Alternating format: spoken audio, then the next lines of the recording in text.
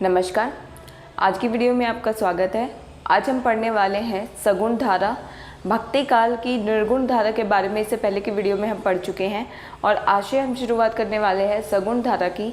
सगुण धारा जिसका अर्थ सबसे पहले जानना बहुत ज़रूरी है। जैसे कि आप जानते हैं सगुण मतलब गुणों सहित, ठीक है। गुणों सहित यानी यहाँ पर ईश्वर के अवतारों की बात की गई है। जैसे ईश्वर के अवतार कृष्ण और राम के बारे में हम जानते हैं, तो उन अवतारों की बात की गई है।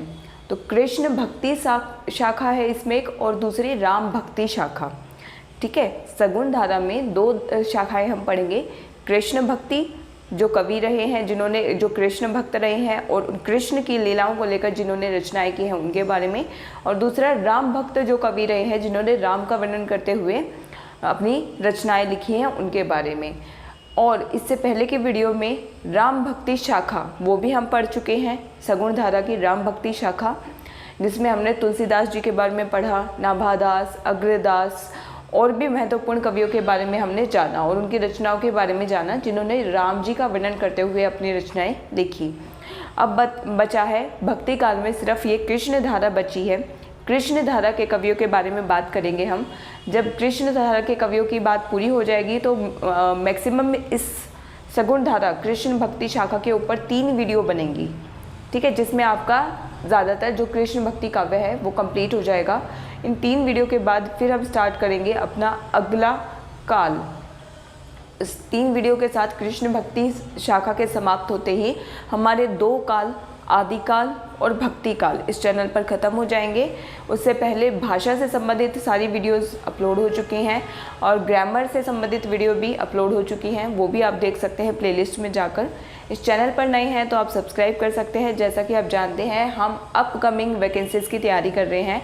उन सभी वैकेंसी जिसमें कि हिंदी व्याकरण या हिंदी साहित्य से प्रश्न पूछे जाते हैं वो सभी यहाँ आपको डेप्थ में कराए जा रहे हैं। DSSB, KVS, NVS, अगर आप इनमें से किसी की भी तैयारी कर रहे हैं तो मैं आपको ये गारंटी के साथ कह सकती हूँ कि जो भी इन वीडियोस में मैं आपको करा रही हूँ उससे बाहर आपको कोई क्वेश्चन देखने को नहीं मिलेगा। अगर आप इन सारी वीडियोस को बहुत ध्यान से पढ़ते हैं, इनके नोट्स बनाते हैं, इन्हें याद कर लेते हैं, तो आपका सिलेक्शन होगा ही होगा। ये इस चीज़ की गारंटी मैं आपको दे सकती हूँ। पर उसके लिए आपको भी रेगुलर अपना काम करते रहना पड़ेगा।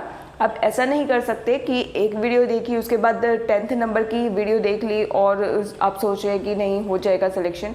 तो हमेशा कभी भी किसी भी चीज़ में सिलेक्शन पाने के लिए तो कॉन्टिन्यूटी और एक क्वांटिटी दोनों मैटर करती है, ठीक है। तो कॉन्टिन्यूटी यानी आप लगातार पढ़ाई करें, लगातार सीक्वेंस में आप पढ़ाई करें, और दूसरा क्वांटिटी यानी कितना आप पढ़ रहे हैं उस चीज़ को भी टारगेट रख के आपको चलना है, तो सिलेक्शन कोई नहीं रोक सकता है, ठीक है। तो आज हम बात करते हैं सगुण धारा में कृष्ण भक्ति काव्य की।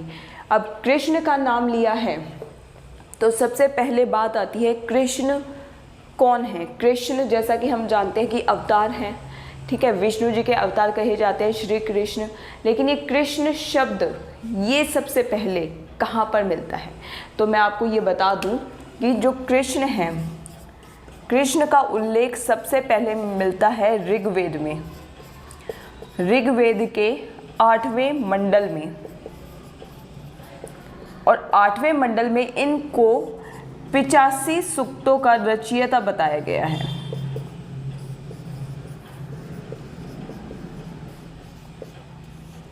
ठीक है, ये आपको ध्यान रखना है। यानी ये कृष्ण शब्द सबसे पहले कहाँ से निकला, तो ये ऋग्वेद में आपको मिलेगा, ऋग्वेद के 8वें मंडल में, जहाँ पर इन्हें 85 सूक्तों का रचयिता बताया गया है। उसके बाद आती है बात कृष्ण ने जो लीलाएं रची हैं, ठीक है, उनकी लीलाओं का रचना जो वर्णन है वो सबसे पहले कहाँ मिलेगा, तो कृष्ण की लीलाओं का वर्णन, ठीक है, अलौकिक कर्म भी कह सकते हो आप या लीलाएं भी कह सकते हो,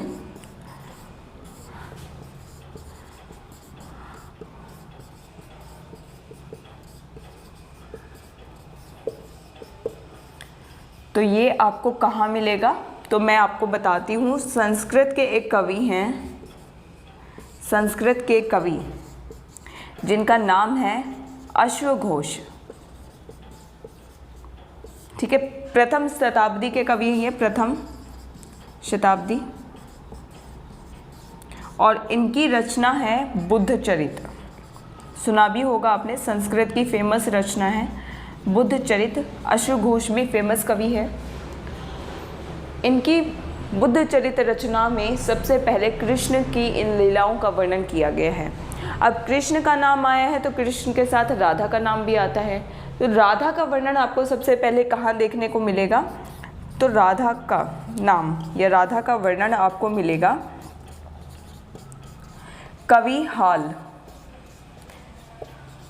ठीक है, कवि हाल, जिनका जो नाम था, असली नाम, वो शालिवाहन भी था और ये राजा थे। प्रथम शताब्दी में ही थे, ये भी प्रथम शताब्दी के रहे हैं और ये राजा थे, शालिवाहन के नाम से प्रसिद्ध राजा हैं कवि हाल। इन्होंने अपनी रचनाओं में, जिसका नाम है गाथा सप्तशती या गाथा सतसई, दोनों नाम से जाना जाता है, गाथा सतसई, सप्तशती या गाथा सतसई, इन दोनों के नाम से जानते हैं। और इस रचना में सबसे पहले वर्णन मिलता है राधा का। अब बात आती है कृष्ण भक्त कवि। ठीक है, अब ये तो हो गए कि ये जो दो रचनाएं बुद्ध चरित और गाथा सप्तशती, इसमें सबसे पहले आपको कृष्ण और राधा के बारे में जानने को मिलेगा। लेकिन जो कृष्ण भक्त कवि हैं वो अपना आधार ग्रंथ किसको मानते हैं? तो जैसे कि आप जानते हैं कि हमारा जो आधार ग्रंथ है वो हम भागवत महापुराण को मानते हैं, है ना। तो कृष्ण भक्त जो भी कवि हैं वो सब आधार ग्रंथ किसको मानते हैं कृष्ण का? तो ये है भागवत महापुराण। भागवत महापुराण में 12 स्कंध का वर्णन है। 12 स्कंध, अध्याय यानी स्कंध वर्णन है 12, पूछा जा सकता है, इम्पोर्टेंट है। और दूसरी बात, भागवत महापुराण के अंदर अब कृष्ण है, राधा है, तो इनका रास इम्पोर्टेंट है, उसमें उसका वर्णन रहता है। तो रास, किस रास का वर्णन है? तो भागवत महापुराण में आपको ध्यान रखना है कि शरद रास, शरद रास का वर्णन है। अब ये रास क्या है? जैसे आप जानते हैं कि उस समय में कृष्ण जो है गोपियों के साथ नृत्य करते थे, उसे रास का नाम दिया गया है। लेकिन शरद रास यानी सर्दियों के समय में किया गया रास, उसका वर्णन है भागवत महापुराण में। और एक वसंत रास की भी बात आती है, तो वसंत रास का वर्णन आपको कहाँ मिलेगा? तो ये मिलेगा आपको गीत गोविंद में। और गीत गोविंद किसकी रचना है? तो ये है कवि जयदेव की रचना है, 12 भागों में बटी हुई है गीत गोविंद। गीत गोविंद में आपको कृष्ण का वसंत रास देखने को मिलेगा। तो ये तो थे कृष्ण के बारे में कुछ इम्पोर्टेंट बातें। अब कृष्ण भक्ति काव्य जो है वो कुछ संप्रदायों में बटा हुआ है। कृष्ण भक्त जो थे वो अलग अलग संप्रदाय में बटे हुए थे और उसी संप्रदाय को चुनते हुए जो कवि हैं वो उसमें संप्रदाय में हिस्सा लेते थे, उनसे गुरु दीक्षा लेते थे और फिर वो अपने काव्य की रचना करते थे, किसी भी संप्रदाय में रह करके उनसे दीक्षा लेकर के। ठीक है, तो ये जो कृष्ण काव्य है ये कुछ संप्रदायों में बटा हुआ है। तो आज हम बात करेंगे 2 संप्रदायों की, इसमें से एक है निम्बार्क संप्रदाय और दूसरा है सखी संप्रदाय। तो अब बात करते हैं एक बार निम्बार्क संप्रदाय की।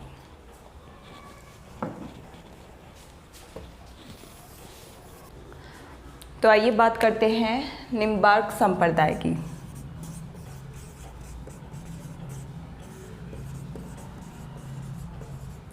निम्बार्क संप्रदाय को एक और नाम से भी जाना जाता है सनकादि संप्रदाय।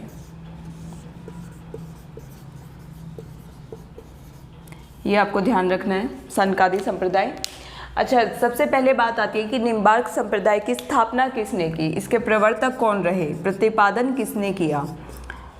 तो प्रवर्तक रहे निम्बार्काचार्य।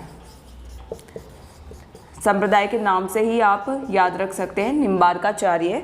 अब निम्बार्काचार्य जो है इनका एक नाम और था नियमानंद,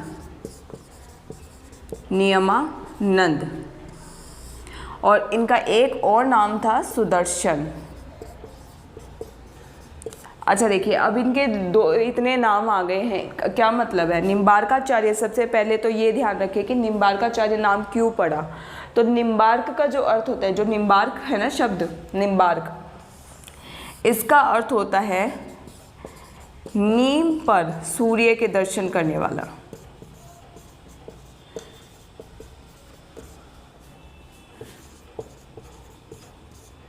यानी नीम पर चढ़कर सूर्य के दर्शन करने वाला, उसको कहते हैं निम्बार्क। ठीक है। और निम्बार्काचार्य जो है उन्हें कृष्ण के सुदर्शन चक्र का अवतार माना जाता है। ये कृष्ण भक्तों में प्रचलित थे। इनके संप्रदाय के जितने भी लोग रहे हैं, जो कवि इनके रहे हैं, जो भी इनके शिष्य रहे हैं, वो सभी ने कृष्ण के सुदर्शन चक्र का अवतार मानते थे, इसलिए इनको नाम दिया गया है सुदर्शन। ठीक है, ये आपको ध्यान रखना है। एक और इम्पॉर्टेंट चीज़, जो निम्बार्क संप्रदाय है, इसमें कृष्ण और राधा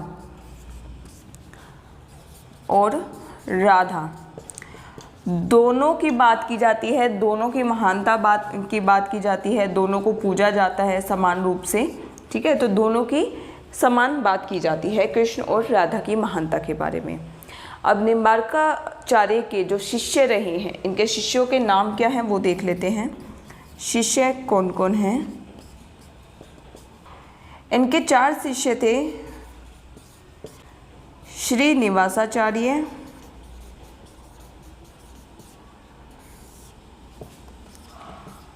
श्री औदुंबाचार्य,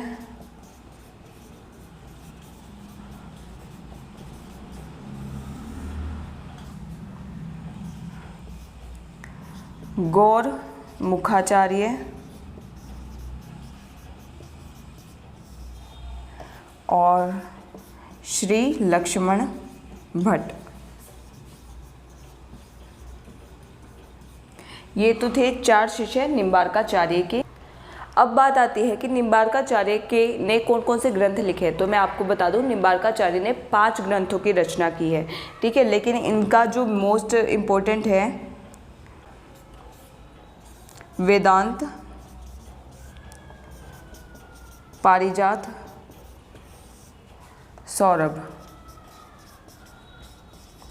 वेदांत, पारिजात, सौरभ।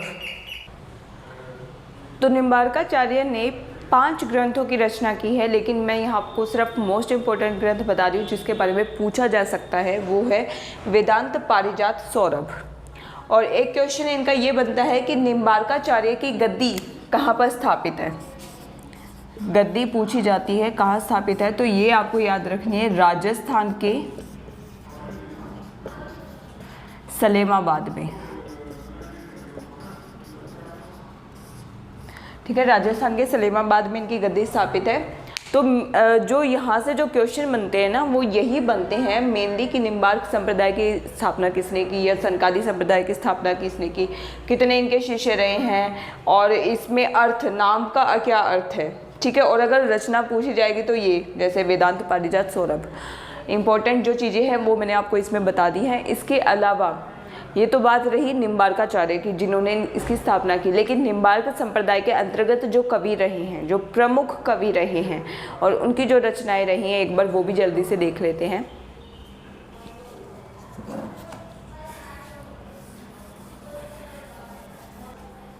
तो आइए बात करते हैं निम्बार्क संप्रदाय के कुछ महत्वपूर्ण कवि। यहाँ पर हम 3 कवियों की बात करेंगे। सबसे पहला जिनका नाम है श्री भट्ट, दूसरे जो हैं हरिव्यास देव, और तीसरे जो कवि रहे परशुराम देव। अब देखिए, सबसे पहले बात करते हैं श्री भट्ट की। श्री भट्ट जो हैं, इनको हितु सखी का अवतार माना जाता है। हितु सखी का अवतार माना जाता है। और इनकी जो रचनाएं हैं, देखिए इसमें जो क्वेश्चंस बनते हैं ना, वो ये बनते हैं, सबसे पहले तो या तो कवियों के नाम देके पूछ लिया जाता है कि वो कौन से संप्रदाय से संबंधित है, या फिर उनका कोई अन्य नाम है तो वो पूछ लिया जाता है, या उनकी रचना। ये कुछ क्वेश्चंस बनते हैं। तो ये इनको हितु सखी का अवतार माना जाता है। दूसरा जो इनकी रचनाएं हैं, उनके नाम है, पहली है युगल शतक, इम्पोर्टेंट है। दूसरी है आदि बानी। दोनों रचनाएं इम्पोर्टेंट है, आप याद रखें। अब तो हरिव्यास देव जो है किसके शिष्य थे? श्री भट्ट के शिष्य थे। इनकी रचना जो है उसका नाम है महावाणी। महावाणी रचना, ठीक है, ये आप इसका नाम याद रखिए, श्री हरि व्यास देव। अब हरि व्यास देव के शिष्य कौन हैं? परशुराम, ठीक है, इनके शिष्य रहे परशुराम देव। परशुराम देव ने कौन सी रचना लिखी? तो इनके रचना का नाम है परशुराम सागर। इनके लिए एक इम्पॉर्टेंट जो बात और याद रखनी है, मैंने अभी आपको बताया था कि निम्बार्काचार्य की गद्दी जो है राजस्थान के सलेमाबाद में स्थापित है, लेकिन उसको स्थापित किसने किया? तो परशुराम देव ने किया, ठीक है। ये कुछ थी निम्बार्क संप्रदाय से रिलेटेड कुछ महत्वपूर्ण तथ्य जो पूछे जा सकते हैं। अब बात करेंगे सखी संप्रदाय की।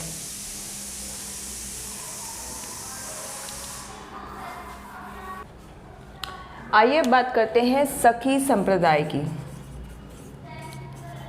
सखी संप्रदाय, अच्छा, सखी संप्रदाय को हरिदास संप्रदाय भी कहा जाता है।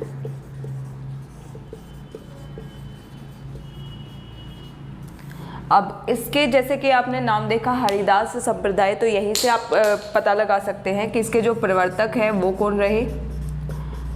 तो प्रवर्तक का नाम है स्वामी हरिदास।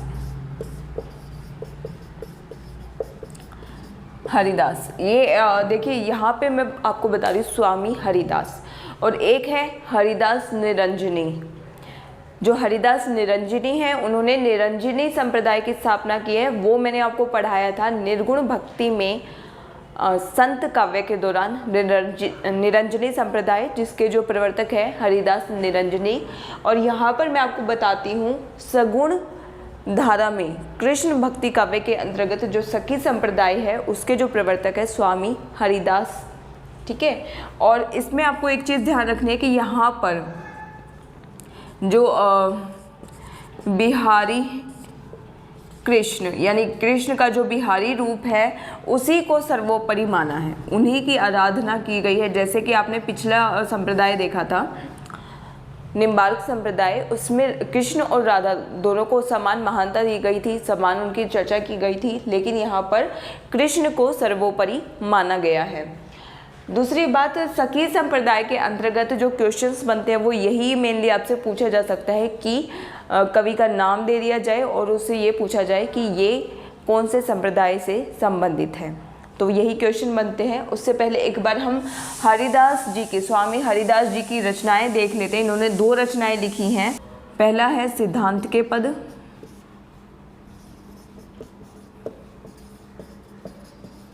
और दूसरी रचना है केलीमाला। ये 2 रचनाएं हैं हरिदास जी की। एक पॉइंट आप इसमें और ध्यान रख सकते हैं कि जो अकबर के दरबारी कवि थे तानसेन, नाम अब सभी ने सुना होगा तानसेन जी का, तो तानसेन जी हैं जो हरिदास जी के शिष्य रहे हैं, ठीक है। इनके शिष्य का नाम था तानसेन। अब बात करते हैं कुछ और महत्वपूर्ण कवि जिनके नाम यहाँ पर मैं बता देती हूँ जो इस सखी संप्रदाय से संबंधित है। कुछ कवियों के नाम, तो वो हैं जगन्नाथ, दूसरे हैं विहारिन दास, अच्छा, इनको हरिनाम के नाम से भी जाना जाता है, हरिनाम। तीसरे हैं विठल विपुल,